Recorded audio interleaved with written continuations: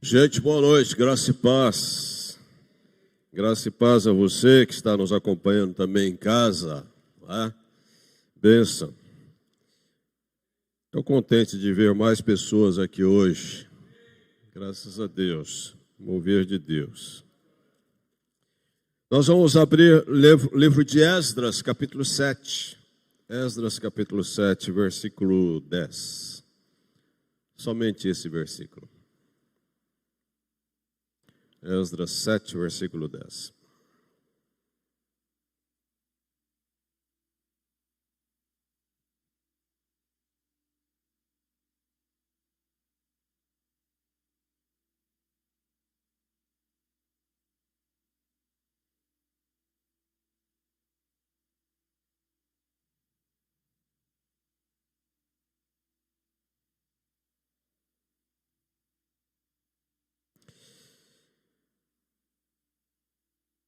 Vou ler. Versículo 10. Porque Esdras tinha disposto o coração para buscar a lei do Senhor e para a cumprir e para ensinar em Israel os seus estatutos e os seus juízos. Porque Esdras tinha disposto o coração para buscar a lei do Senhor e para a cumprir e para ensinar em Israel os seus estatutos e os seus juízos. A maioria de nós nasceu no período chamado modernidade. Passamos tão rápido a pós-modernidade. E alguns já dizem que nós estamos numa chamada de transmodernidade, que ninguém sabe bem o que é isso. Mas com certeza, o período da pós-modernidade foi um dos mais catastróficos para a nossa sociedade. Porque a pós-modernidade foi um período de desconstrução.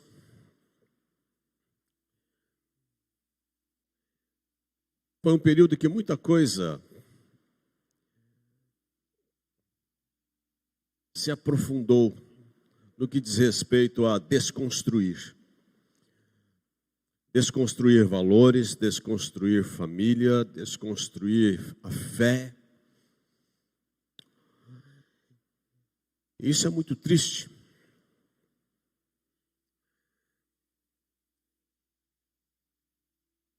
Os meus olhos foram para esse texto essa semana. Esdras está vivendo um período de reconstrução. O povo de Judá havia sido levado cativo pelo Império Babilônico.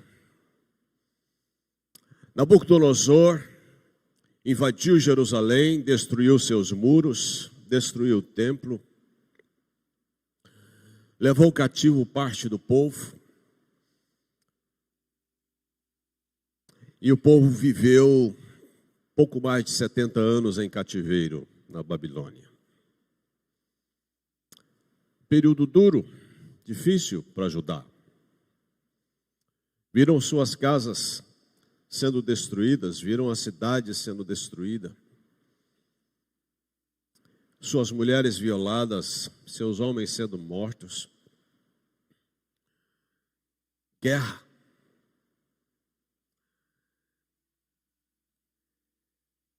Foram levados cativos com lágrimas nos olhos, sem canto, sem louvor nos lábios. O juízo de Deus havia caído sobre Judá. Os profetas haviam exortado Judá anos acerca do que viria. Mas Judá, assim como o reino do norte, não se prostrou diante de Deus e não buscou a Deus. A rebeldia de Judá levou-os ao cativeiro. Passou-se tantos anos, a Babilônia caiu, o Império Medo-Persa assume a dianteira entre as nações. E agora não mais Nabucodonosor está à frente, mas Ciro. E é favorecido a Esdras ir a Jerusalém, junto com alguns, para dar início a uma reconstrução, que começou com Esdras e teve continuidade com Neemias. Esdras sabia que voltar para Jerusalém não era simplesmente chegar lá e colocar tijolos sobre tijolos. Esdras sabia que não era só matéria, só material. Esdras sabia que o mais importante era a reconstrução espiritual do povo. Havia muitas necessidades. Havia necessidade emocional, a autoestima desse povo estava em ruínas. Os vizinhos de Jerusalém nunca quiseram a reconstrução de Jerusalém. Sempre viram Jerusalém como uma cidade problema. Os desafios para a missão de Esdras eram enormes. Reconstruir não é fácil. Até hoje, quando se fala em reformar uma casa, alguns dizem, é mais fácil comprar o terreno e começar do zero. Reconstruir não é fácil. Mexer com o passado, mexer com ruínas, com escombros, não é fácil. Esdras, então, toma uma decisão, sábia decisão. O texto nos diz que Esdras dispôs o coração para buscar a lei do Senhor. A pedagogia da reconstrução nos conduz a esse primeiro passo.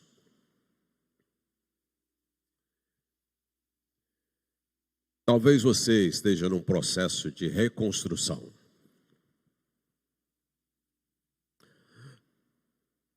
Talvez você tenha despertado e visto que a sua vida com Deus, no decorrer dos anos, foi se fragmentando e você se enfraqueceu muito. Você não é mais aquela pessoa que ora. Você não é mais aquela pessoa que lê a Bíblia com a intensidade que você lia alguns anos atrás. Você não é mais aquela pessoa motivada espiritualmente, desejosa de conhecer mais a Deus ou de servi-lo. A sua vida espiritual hoje é uma vida muito aquém daquilo que você já foi algum dia. A sua vida espiritual hoje talvez esteja em ruínas. Talvez você hoje seja uma pessoa até que esteja bem distante com Deus, talvez até debaixo de jugos, de pecados que estejam te escravizando. Talvez você esteja reconstruindo a sua vida familiar. Sua família se deteriorou. Você olha para a sua família hoje e você se entristece porque sua família hoje não é a família que você sonhou um dia. De repente as pessoas foram se distanciando, foram se perdendo, tomando rumos que você não desejou. Talvez os seus negócios estejam em ruínas, sua vida profissional, seus objetivos. E com o passar dos anos, isso se torna mais difícil ainda. Uma coisa é você reconstruir aos 20, 30 anos, outra coisa é você reconstruir com mais idade.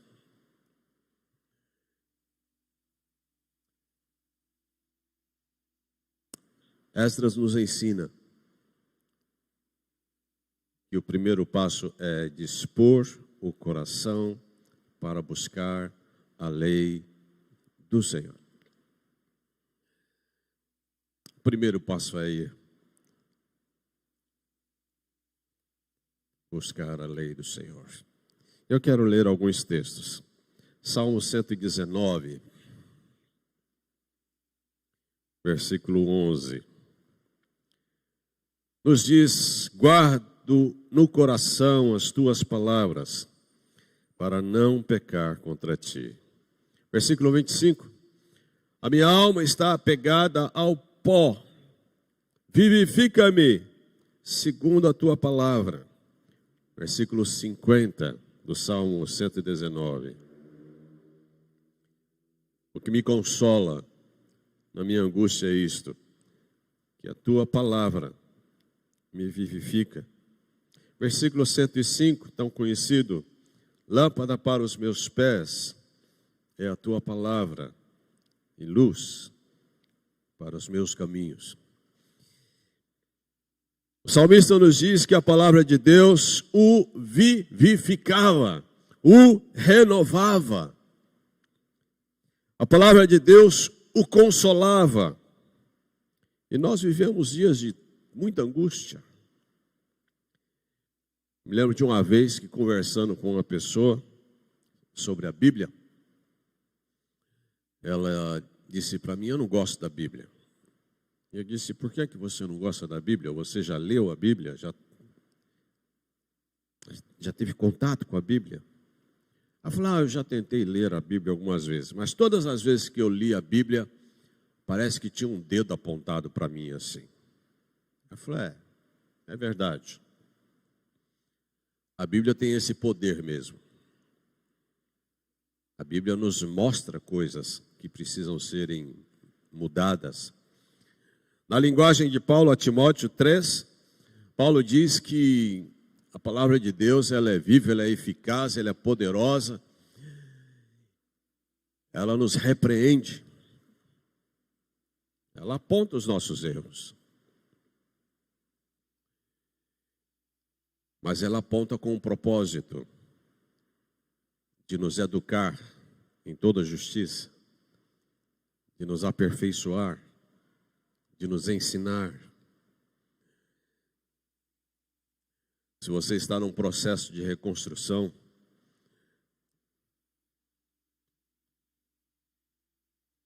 disponha o coração para buscar a lei do Senhor.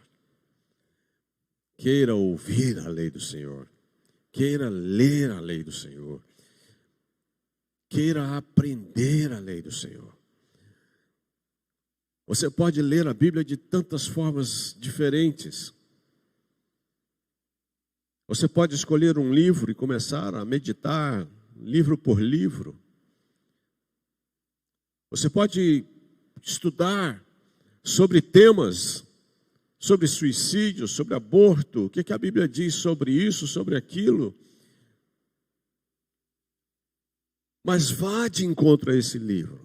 Se você quer restauração, esse é o caminho. Esse é o caminho. É o caminho que Deus nos aponta. É a direção que Deus nos aponta. Na experiência de Esdras, isso funcionou. Na experiência de outros, tantos funcionaram. Se fortaleça na palavra, se alimente da palavra. Se oriente pela palavra. Se fortifique pela palavra.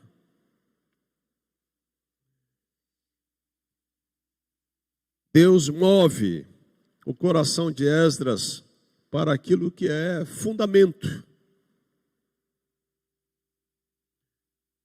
Para aquilo que é fundamento. A base. Esdras sabia E no processo de reconstrução não é simplesmente fazer certas coisas. O espiritual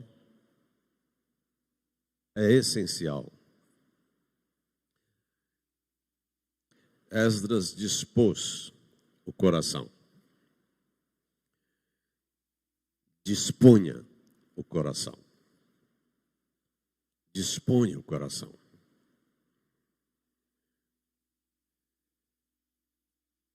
Para buscar a lei do Senhor.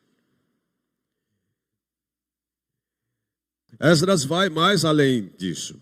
O texto diz que Esdras, ele dispôs não só a buscar a lei do Senhor, mas também buscou cumpri-la. Não há bênção sem obediência. Mas é tão difícil obedecer. É verdade, é tão difícil. A nossa natureza é pecaminosa, a nossa natureza inclina-se para o pecado a todo tempo. Há uma luta em nós o tempo todo. Você não é perfeito, ninguém é perfeito. A graça de Deus não nos desnaturaliza, você não se torna um super crente. Você peca, eu peco. Nós estamos a todo tempo lutando. Mas o caminho é a obediência. O caminho é praticar a palavra e não apenas ouvi-la. Obediência. Esdras dispõe o seu coração para cumprir a lei do Senhor. Todas as vezes que alguém dispôs-se a obedecer a lei do Senhor, ele foi provado. Todas as vezes. Todas as vezes que você inclina o seu coração para obedecer a Deus, você é aprovado.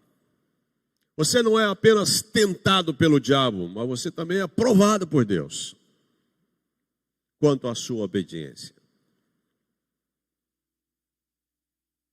Abraão tinha um projeto que foi-lhe apresentado por Deus, fazer dele uma grande nação.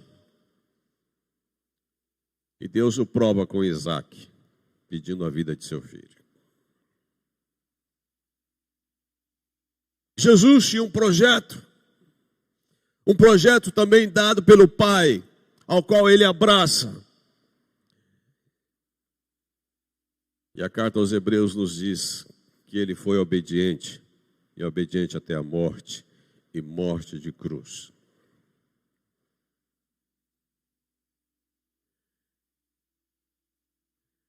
É verdade, não é fácil obedecer.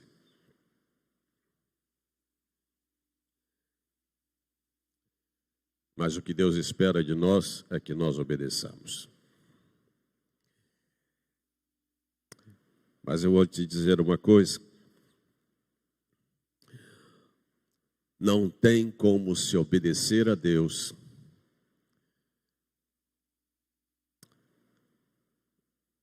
sem dispor o coração. Não tem. Não tem como obedecer a Deus sem depender de Deus. Vida cristã é dependência de Deus. Eu e você não conseguimos obedecer a Deus sem que Deus nos ajude a obedecer.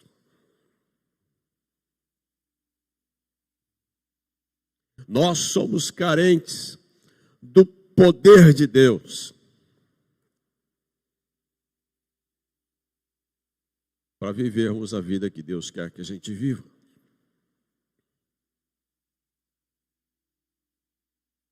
Você não vai ler a Bíblia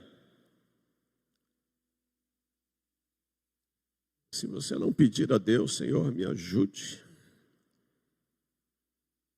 me desperta.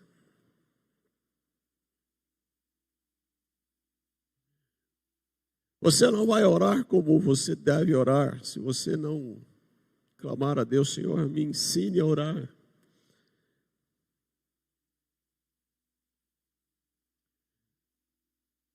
Você não vai vencer suas tentações se você não clamar a Deus e dizer: Senhor, livra-me do mal.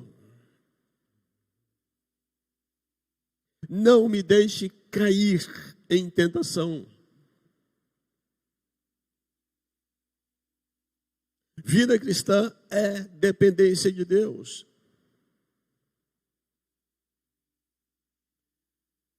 Se você for lutar contra as suas tentações, sem isso você cai.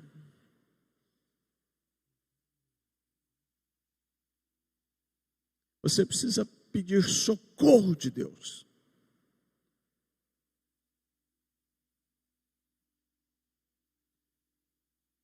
Você está vendo o seu casamento precisando de restauração se você não clamar.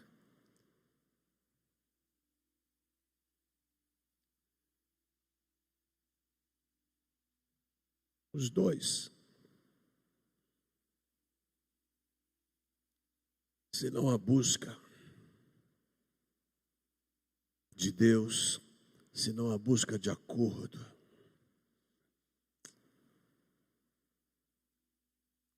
Se não há um render de coração, não há reconstrução.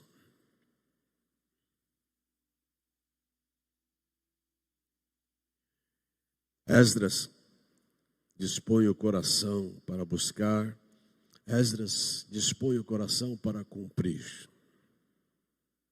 Acho interessante que algumas pessoas às vezes ficam esperando que algo extraordinário aconteça para elas obedecerem. Eu lembro de uma vez que uma empresária, membro da nossa igreja, foi conversar comigo e ela me contou das dificuldades da empresa.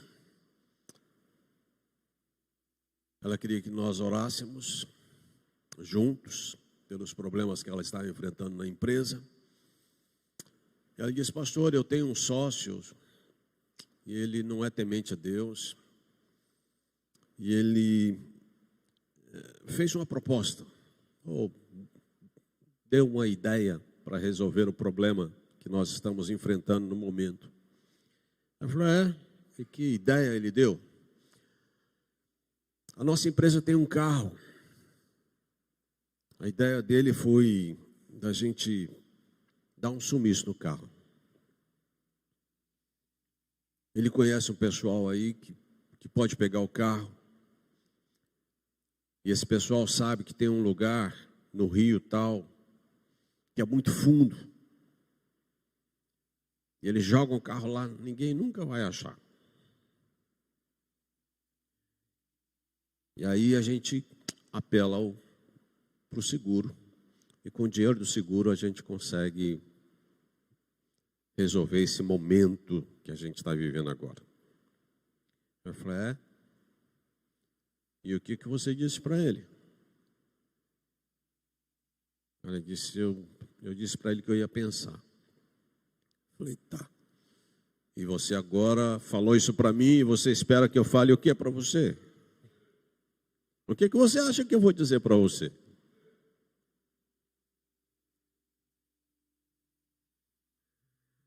Algumas pessoas parece que esperam que algo sobrenatural aconteça. Teve uma que disse para mim: pastor, eu tive um sonho e esse sonho mexeu muito comigo. Aí eu falei: e que sonho foi esse que você teve? Eu falei: o senhor sabe que na minha profissão eu preciso mentir muito. Aí eu falei: é? Eu falei: Minha profissão é uma profissão difícil, às vezes a gente tem que fazer umas coisas que desagradam a Deus, eu sei, mas só entende, né? Eu falei, não entendo não. Eu falei, mas que sonho que você teve? Ah, ela me contou o sonho. Eu falei, tá, e aí? Ela falou, pastor, depois desse sonho eu não menti mais, eu resolvi que eu não vou mentir mais. Ela falou, tá, porque você sonhou, você não vai mentir mais. Quantas vezes você leu nesse livro? Para você não mentir. Que bom que você precisou ter um sonho para parar de mentir. Mas você poderia ter parado de mentir muito antes.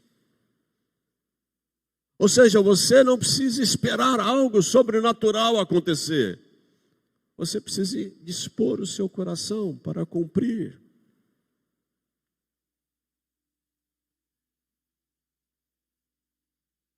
Dispõe o coração para cumprir.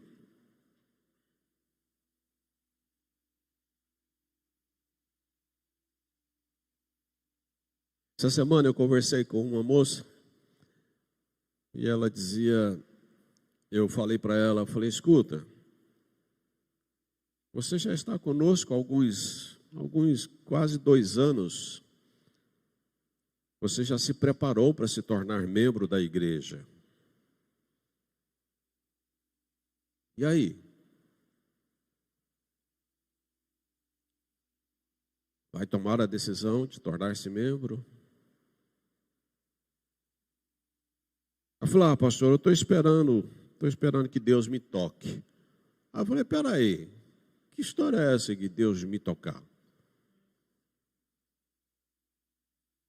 Qual é a vontade de Deus para você?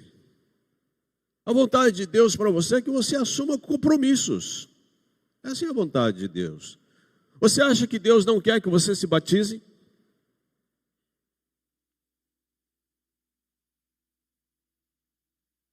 Se você já creu no Evangelho, se você já abraçou pela fé a obra que Cristo fez por tua vida, a única coisa que te impede de assumir um compromisso público da sua fé em Cristo é pecado.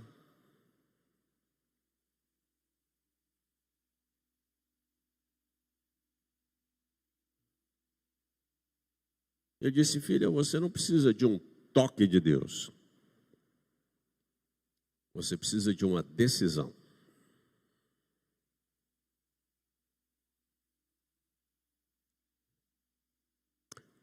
Tudo bem. Eu entendo que essa decisão precisa ser tomada com convicção. E se você me disser que você ainda não tem convicção, eu digo para você, espere mais um pouco. Mas se você tem convicção da sua fé, o que Deus espera, não é você que tem que esperar de Deus. É Deus que está esperando que você tome uma decisão.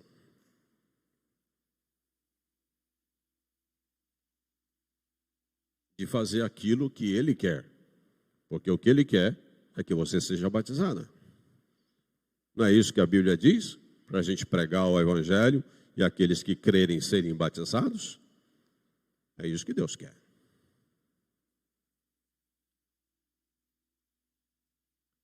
Cumpra. Esdras dispõe o coração para cumprir. E Esdras dispõe o coração para ensinar.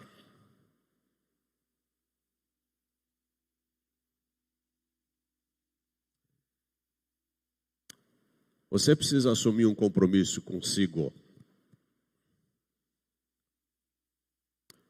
Tudo que você aprender de bom, ensine.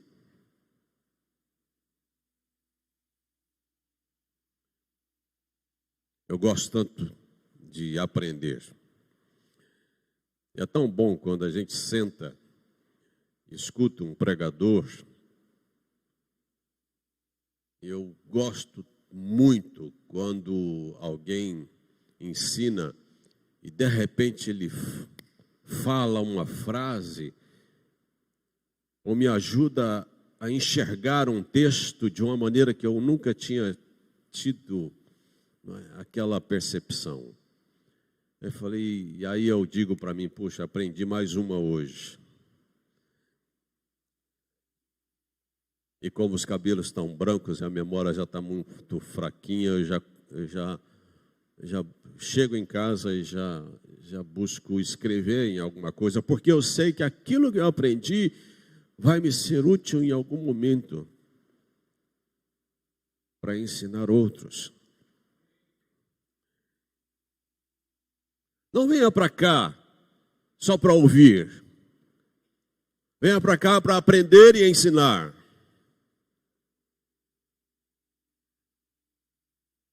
E você pode ensinar. Você pode ensinar seus netos, você pode ensinar seus filhos, você pode ensinar pessoas na rua.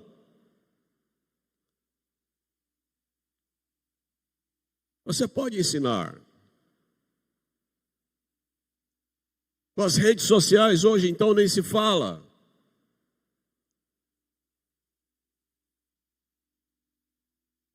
É triste quando você vê cristãos que não têm disposição e iniciativa nenhuma para ensinar. É triste quando pessoas procuram cristãos uma palavra, uma orientação, e ela sequer tem iniciativa para orar por aquela pessoa. É triste.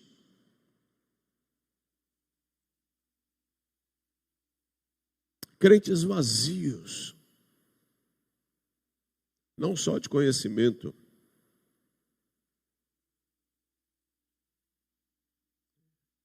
mas de iniciativa.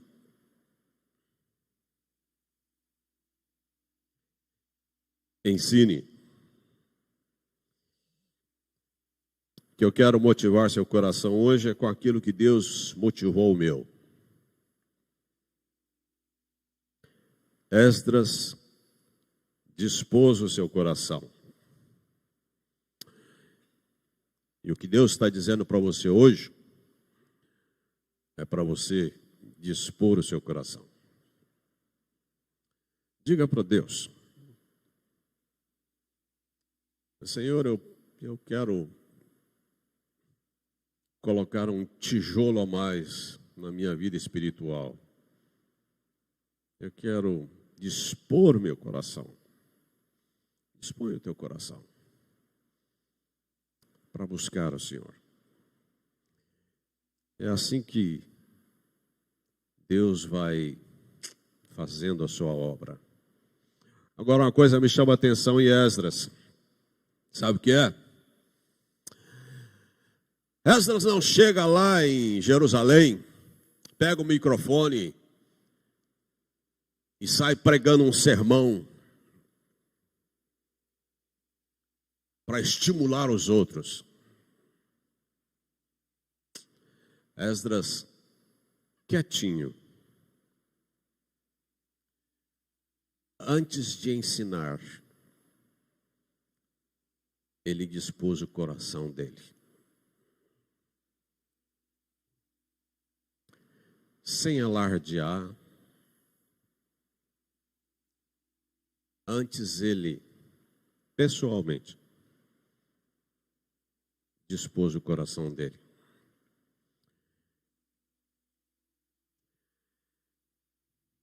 Talvez você queira mudanças ao seu redor. Mas a mudança precisa começar em você. A mudança precisa começar em mim.